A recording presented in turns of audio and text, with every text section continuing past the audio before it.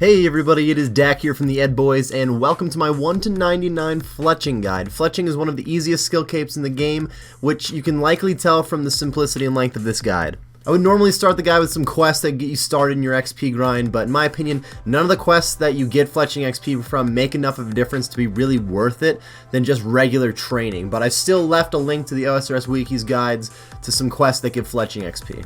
Instead, we'll jump right into the leveling guide, which is how I would go about getting to 99. Afterwards, I'll talk about some money-making methods and eventually a good medium between the two.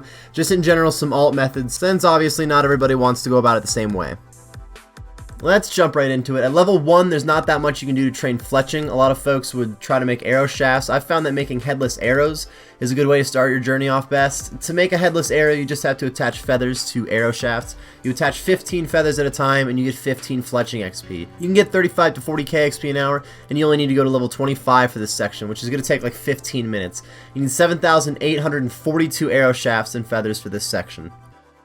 Levels 25 to 35, you can string oak longbows. You could cut the logs into unstrung bows for a little bit more AFK, but it's a little bit slower in the XP department. You're only going to need 583 unstrung bows and bowstrings to get to the next section of the guide. You don't really make any money from oak bows in general, but you don't have very many to make in this section, so it shouldn't be an issue.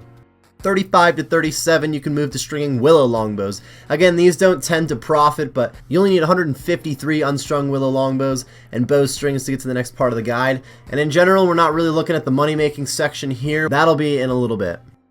37 to 52, you can start making steel darts. Making darts is very click intensive, but it's some of the fastest XP in the game. To make darts, you need dart tips and feathers. Each time you try to make some darts, you make 10 at a time, and there's no delay on making more darts, and you can't auto-make them. So you just make a ton of them per hour, but again, it's very click intensive. Making darts on OSRS mobile is a little bit nicer on your wrists, and it's easier to keep it up for multiple hours. You can also make darts while doing almost anything, honestly. A popular option is to fletch while getting your agility done, but in general, if you like to multitask, darts is a good option for you. Or even if you're not multitasking, it's going to be a very fast cape. 37 to 52 requires 12,825 steel darts. 52 to 67, you can switch to myth darts. These are a nice boost in XP rates and tend to be cheaper than steel darts overall. Prices are always bound to change, so I have included some links to XP to GP calcs in the description so you can check how much money you might be spending to get your cape. For these levels, you're going to need 37,884 myth darts to move on. 67 and 99, I stuck with Addy darts. These can get over a mil XP an hour without really having to go that hard, and it's still fairly reasonable in terms of price. Both rune darts and dragon darts are going to be faster, but they just tend to not be worth the money in my opinion. You need 832,432 adamant darts to do this section. Due to buy limits in the Grand Exchange though, I highly suggest you're trying to buy your supplies well ahead of time, since you can use the feathers and dart tips much faster than you can buy them, unless you have some friends to help you buy them.